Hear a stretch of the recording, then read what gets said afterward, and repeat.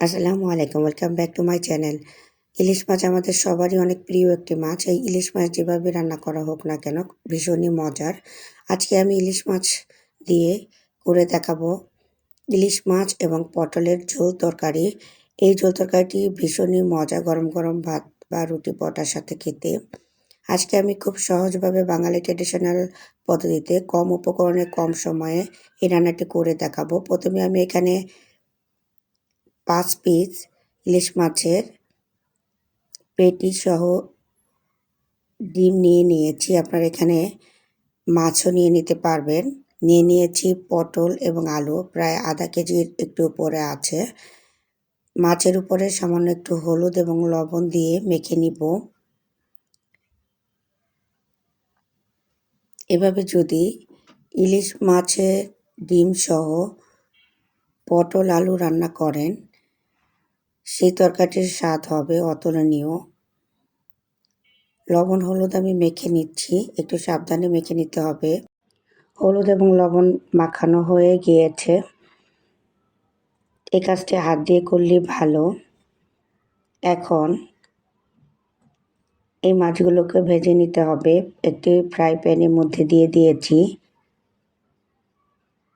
3 table চামচ তেল। তেল দিয়ে মাছগুলো ভেজে নিতে হবে।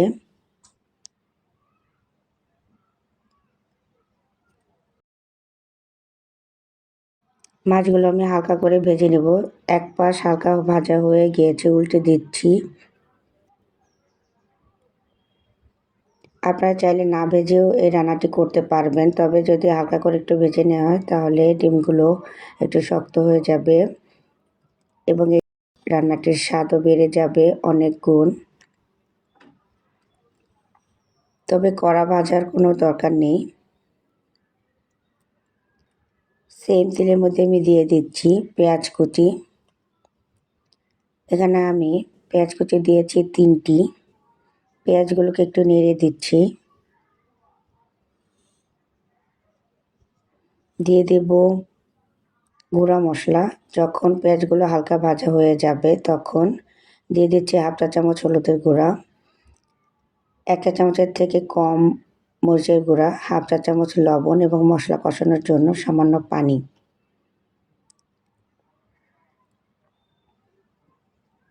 নেড়ে দিচ্ছি। নেড়ে মশলা থেকে যখন তেলটা ছেড়ে দেবে তখন বুঝতে হবে মশলা কষানো হয়ে গিয়েছে। এই কষানো মশলার মধ্যে দিয়ে দিতে হবে পটল এবং আলু। আমি দেখিয়ে দিয়েছি কিভাবে কেটেছি। দিয়ে দিচ্ছি। এখন সাথে দিয়ে দিব 4টি কাঁচামরিচ ফালি। আমি যেহেতু শুকনো মরিচও দিয়েছি এবং কাঁচামরিচ দিয়েছি, আপনারা আপনাদের ঝালটা যে যেমনটা খেতে চান তেমনি বাড়িয়ে বা কমিয়ে দেবেন। তবে যে কোনো ঝোল তরকারিতে একটু ঝাল ঝাল না হলে ভালো লাগে না। ঢাকনা দিয়ে ঢেকে আলু পটল একটু কষিয়ে নিতে হবে। 5 মিনিট ঢেকে রেখেছিলাম। নেড়ে দিচ্ছি। মিডিয়াম আঁচে দিয়েছিলাম, তা না হলে আলু পটল কিন্তু লেগে যাবে। কষানো হয়ে গেলে পানি দিয়ে দিতে হবে। এখানে আমি মেজারমেন্ট কাপের 3 কাপ পানি দিয়েছি, অর্থাৎ বড় কাপের 1 কাপ এবং আরও অর্ধেকটা পানি দিয়েছি। এতেই মেজারমেন্ট কাপের 3 কাপ পানি হয়ে যাবে। আপনারা যে যেমনটা ঝোল খেতে চান তেমনি ঝোল বাড়িয়ে বা কমিয়ে দিবেন। এখন ঢাকনা দিয়ে ঢেকে দিব 6 থেকে 7 মিনিটের জন্য। যেহেতু পটল সিদ্ধ হতে একটু সময় লাগে।